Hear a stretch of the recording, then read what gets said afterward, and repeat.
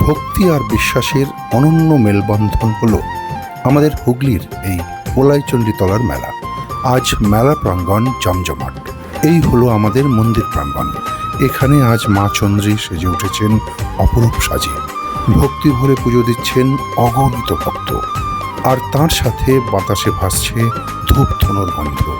মেলার চারদিকে মানুষের ঢল, সারি সারি দোকান, যেখানে ঘরকন্যার সামগ্রী থেকে শুরু করে রয়েছে মাটির খেলনা, আর তার সাথে জিভে জল আনা খাবার। কেনা বেচায় ব্যস্ত ছোট থেকে বড় সবাই। মেলার এই প্রাণোজ্জ্বলতা সত্যিই দেখার মতো। এই মেলার এক অদ্ভুত ইতিহাস আছে। অতীতে অর্থাৎ 50-60 বছর আগে এই জায়গা ছিল সম্পূর্ণ জঙ্গলাপূর্ণ।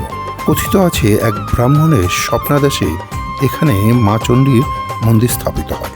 সেই সময় থেকেই প্রতি বছর দোল পরবর্তী শনিবার আয়োজিত হয় এই বিশেষ মেলা ও সাথে পুজো পাঠ। আশেপাশের অঞ্চলের হাজার হাজার মানুষের অটুট বিশ্বাসের ফলই হলো এই মেলা। সেই সকাল থেকে অগণিত মানুষের সমাগমে প্রমাণ করে দেয় এই দেবীর মাহাত্ম্য। ছোটবেলা আমি বহুবার এসেছি এখানে।